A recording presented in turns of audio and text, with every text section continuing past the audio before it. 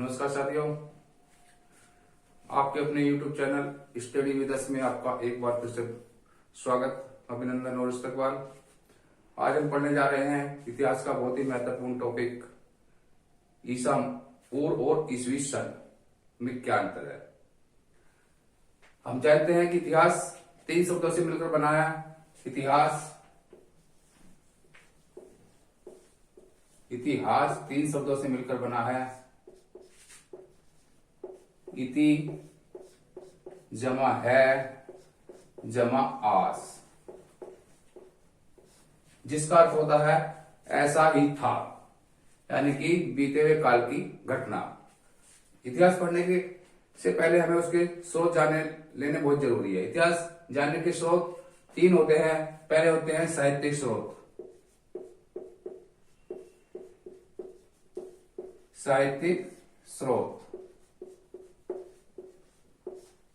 साहित्यिक स्रोत में आ जाते हैं हमारे वेद, पुराण और उपनिषद। दूसरे होते हैं हमारे पुरातात्विक स्रोत।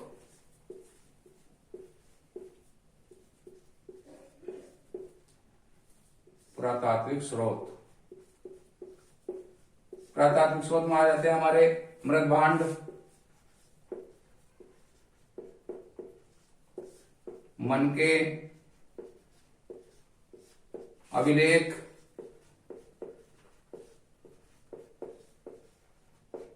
मुद्रा आदि। तीसरे स्रोत होता है हमारा विदेशी यात्री।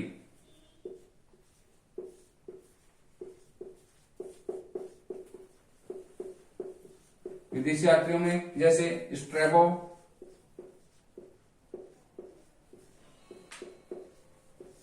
पिलनी, मेगास्थनीज,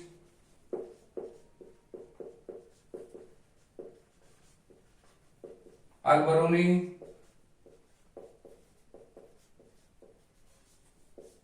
आदि। तो ये हुए हमारे इतिहास जानने के स्रोत। अब आगे बढ़ते हैं हम। इतिहास जानने के लिए सबसे महत्वपूर्ण होता है तिथि अंकन का, हमारे लिए जानना बहुत जरूरी है। तिथि अंकन में हम पढ़ेंगे ईसा पूर्व और ईसवी सन।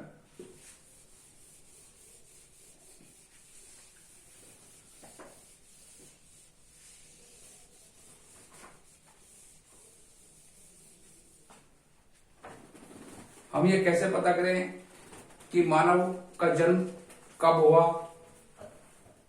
आज से कितने साल पहले हुआ और सभ्यता का विकास कैसे हुआ। यह जानने के लिए एक बड़ी समस्या थी और यूरोप के लोगों ने इसका समाधान निकालने के लिए एक मध्य बिंदु माना, यानी कि एक लैंडमार्क को चुना। और लैंडमार्क चुना ईसा मसीह का जन्म, क्योंकि उनके भगवान थे ईसा मसीह। ईसा मसीह के जन्म को उन्होंने एक लैंडमार्क माना, और यानी कि उससे पहले के काल को कहा ईसा पूर्व और उससे बाद के काल को कहा ईसवी सन। जैसे ये हमारा हो गया, यहां ईसा मसीह का जन्म हुआ। ईसा मसीह का जन्म हुआ क्योंकि यूरोप के लोग पावरफुल लोग थे, उनकी बात मानी जाती थी, तो उन्होंने अपने गॉड को ही इसका मध्य बिंदु माना। ईसा मसीह के जन्म से पहले काल को कहा ईसा पूर्व, यानी कि इससे पहले जाएंगे हम 600 ईसा पूर्व। ईसा मसीह के जन्म से 600 साल पहले जाएंगे तो उसे कहेंगे 600 ईसा पूर्व। 1500 साल पहले जाएंगे उसे कहेंगे 1500 ईसा पूर्व। 1750 वर्ष पूर्व जाएंगे तो इसे कहेंगे 1750 ईसा पूर्व। 2300 साल पहले जाएंगे, इसे कहेंगे 2300 ईसा पूर्व।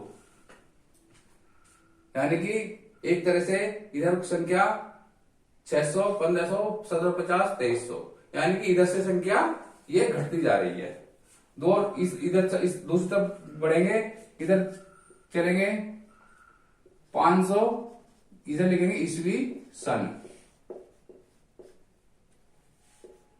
1947 ईस्वी सन, 1950 ईस्वी सन, और ऐसे करते करते हम 2022 ईस्वी सन तक आ जाएंगे।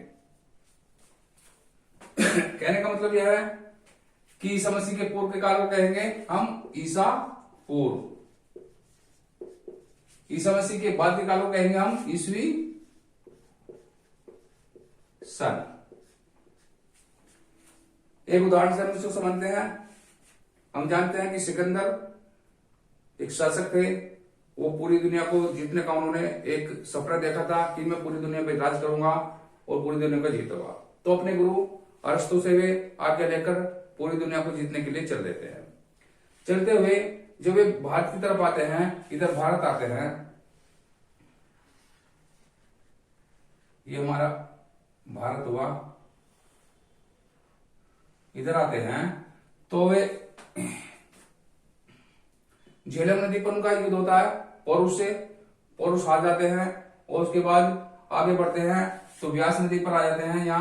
यहाँ व्यास नदी है, ये कश्मीर में व्यास नदी है, और व्यास नदी पर आकर उनकी सेना ने आगे बढ़ने से इनकार कर दिया। उन्होंने कहा कि हम आगे अब नहीं जाएंगे। उनकी सेना ने आकर व्यास नदी पर आगे बढ़ने के लिए इनकार क्यों किया, इसके पीछे भी कई कारण थे। नंबर 1, उसकी सेना लड़ते लड़ते पीछे से लड़ती चली आ रही थी और बहुत लड़ते युद्ध करते करते उसकी सेना पूरी तरह से थक चुकी थी, उनकी सेना ने हिम्मत हार दी थी। दूसरा कारण था कि उसकी सेना के सिपाही अपने घर से बहुत लंबे समय से निकले हुए थे और उन्हें अपने घर की याद आ रही थी, यानी कि वे अपने घर लौट जाना चाहते थे। तीसरा कारण था कि इस समय भारत में नंद वंश का शासक था, नंद वंश का शासन था, जिनके शासक थे घनानंद।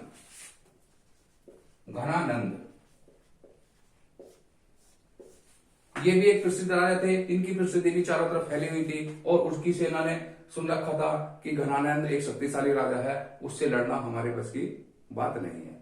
तो ये 3 कारण थे, उसकी सेना ने आगे बढ़ने से मना कर दिया। जब सेना ने मना कर दिया तो सिकंदर को भी वापस जाना पड़ा। वापस जाते समय सिकंदर जब ने भारत पर आक्रमण किया था, वो क्या था 326 ईसा पूर्व।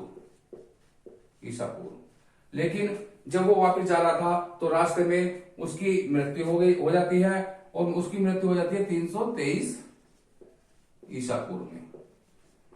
इसका मतलब क्या हुआ, पहले 326 में उसने भारत पर आक्रमण किया और 323 ईस्वी में उसकी मृत्यु हो गई। यानी कि पहले 326 आया फिर 323 आया। ऐसे कैसा हो सकता है, 323 से पहले 326 आ सकता है? इसका कारण यह है कि ये गिनती ईसा पूर्व वाली, इसके सामने लिखा है ईसा पूर्व, 323 ईसा पूर्व, 326 ईसा पूर्व, अर्थात 323 जो गिनती ईसा पूर्व की गिनती होती है वे एक तरह से उल्टी चलती है। जैसे यहां से ईसा मसीह, इसका मतलब हुआ 326 ईसा मसीह की जन्म से 326 साल पहले उसने आक्रमण क्या मान लें, यहां आ गया हमारा 326 साल, 326 ईसा पूर्व।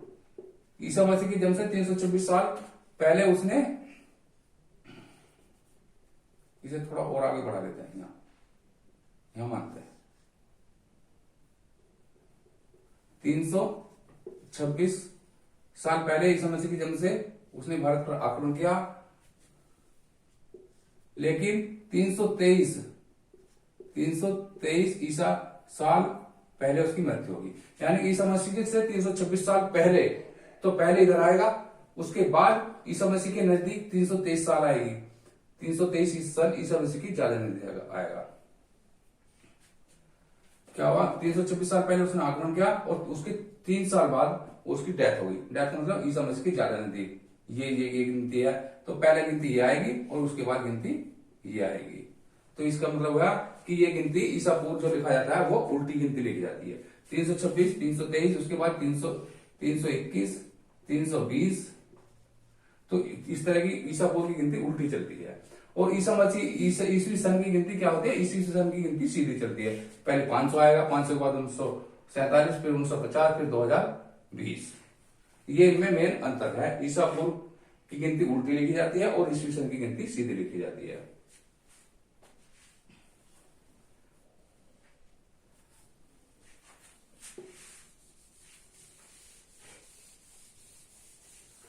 अब देखते हैं ईसा पूर्व को क्या कहते हैं। ईसा पूर्व को कहते हैं बीसी।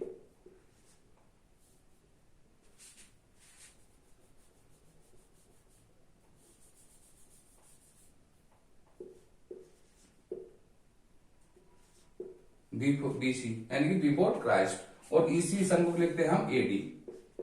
एडी एनो डोमिनी।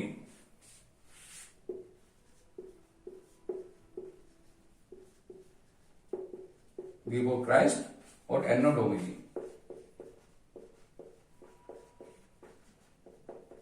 एनो डोमिनी इसको ऐसे बोलते हैं। लेकिन इसमें भी बाद में आकर विवाद हुआ। विवाद क्या था कि ईसा मसीह के जन्म के नाम पर ये विभाजीकरण किया था। तो हिंदू लोगों ने कहा कि हम तो ईसा मसीह के स्थान पर राम को अपना गॉड मानते हैं और राम के नाम पर भी ये विभाजन होना चाहिए, ईसा पूर्व और ईस्वी सन का। मुस्लिम लोगों ने कहा कि मोहम्मद साहब हमारे गॉड है और मोहम्मद साहब के नाम पर ही ये विभाजन होना चाहिए, ईसा पूर्व और ईस्वी सन। यानी कि मोहम्मद साहब से पहले के काल को ईसा पूर्व कहेंगे, बाद के काल को ईस्वी सन कहेंगे। इसी प्रकार सिखों ने कहा कि हम तो गुरु गोविंद जी को मानते हैं, गुरु गोविंद जी के काल से इस तरह को एक मध्य बिंदु माना जाए। तो इस बात से निपटने के लिए आजकल काल उसका समाधान निकाला गया और उसको कर देगा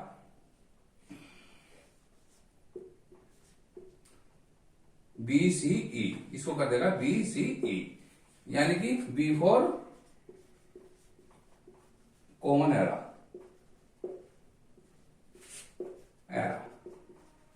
इसको कर देगा BCE बिफोर कॉमन एरा। इसको कर दिया गया CE कॉमन एरा।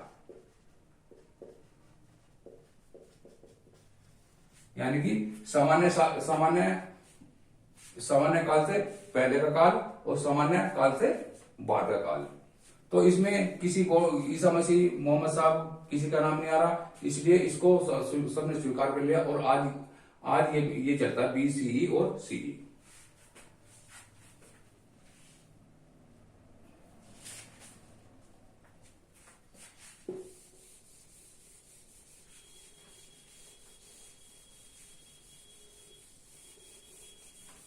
अब हम देखते हैं कैलेंडर और संवत। कैलेंडर और संवत।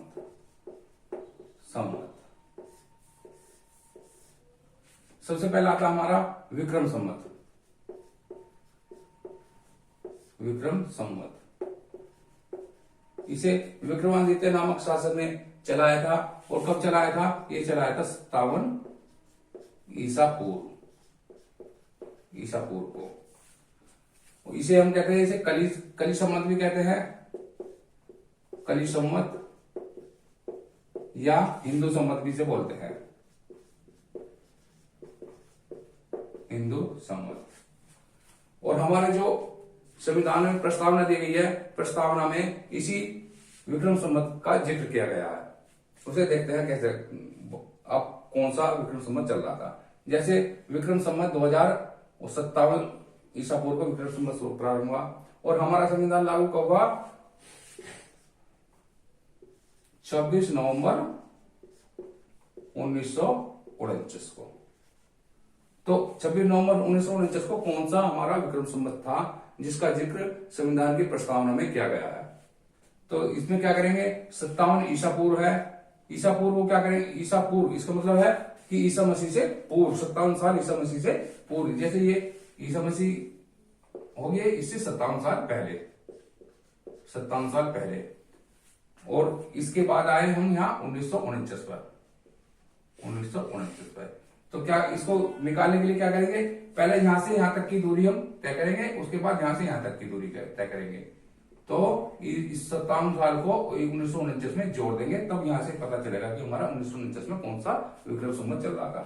तो 57 साल को इसमें जोड़ेंगे तो कितना आया? 6। तो 2006।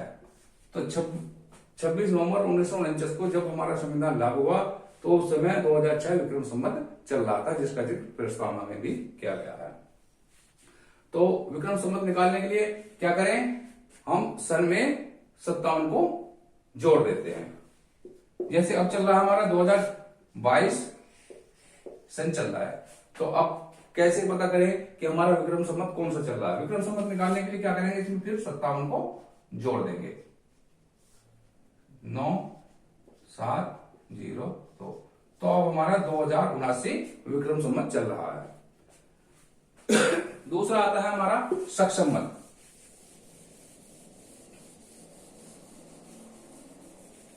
शक संवत, शक संवत, शक संवत प्रारंभ हुआ था 78 एडीओ, यानी कि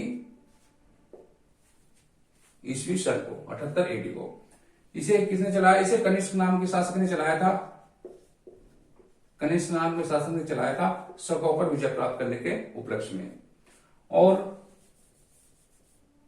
शक संवत निकालने के लिए क्या करेंगे, शक संवत निकालने के लिए हम करेंगे, ये हमारे ईसा मसीह का जन्म हो गया, एडी है, यानी कि एडी है, ईस्वी सन है, तो ईस्वी सन कहां से यहां से कहां आएगा, इधर आएगा इस साइड में, तो यहां आ गया हमारा 78 एडी।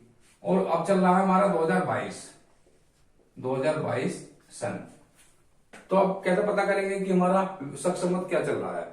इसका मतलब हुआ कि यहां से चले हम, यहां से यहां तक की दूरी तो हमने पहले से ही तय कर ली, और इसके आगे की हमें दूरी आगे तय करनी है। तो 2022 में से 78 को घटा देंगे। जैसे उसमें विक्रम संवत में हमने उसे सन में जोड़ा था, इसी प्रकार शक संवत में शक संवत निकालने के लिए सन में से उसे घटा देंगे। तो 2022 अब चल रहा है हमारा 2022 में से 78 को हम घटा देंगे। 4 7 4 11 9 1, तो इस प्रकार हमारा 1944 अब शक संवत चल रहा है। इसी प्रकार अन्य भी कैलेंडर थे, उनका नाम भी हम जान लेते हैं। एक था वल्लभी कैलेंडर, वल्लभी संवत, वल्लभी संवत। वल्लभी संवत प्रारंभ क्या था 248 249 ईस्वी सन में।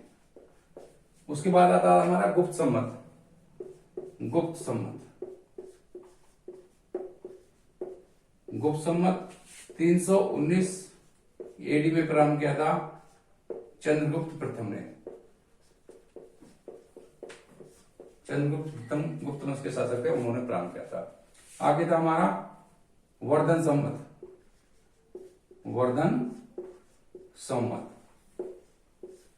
वर्धन संवत था हमारा 606 ईस्वी सन को हर्षवर्धन नाम के शासक ने प्रारंभ किया था। एक आता हमारा हिजरी संवत, हिजरी संवत, जिसे इस्लामिक संवत भी कहते हैं, इस्लामिक संवत। इसे 600 इसे प्रारंभ किया था जब मोहम्मद साहब मक्का से मदीना वापस आए थे, तो इसको हिजरी संवत को प्रारंभ किया गया था, और यह प्रारंभ किया था 622 ईस्वी सन में, 622 ईस्वी सन में। इस प्रकार हमारे हुए शक संवत और विक्रम संवत। इनको जानना इतिहास पढ़ने के लिए बहुत ही महत्वपूर्ण है। वीडियो अगर आपको मजेदार लगी है, इंटरेस्टिंग लगी है, तो वीडियो को लाइक शेयर जरूर कीजिए, और आगे की वीडियो इसी तरह से हम बनाते रहेंगे। हमारे चैनल के साथ लगातार बने रहें। बहुत बहुत धन्यवाद।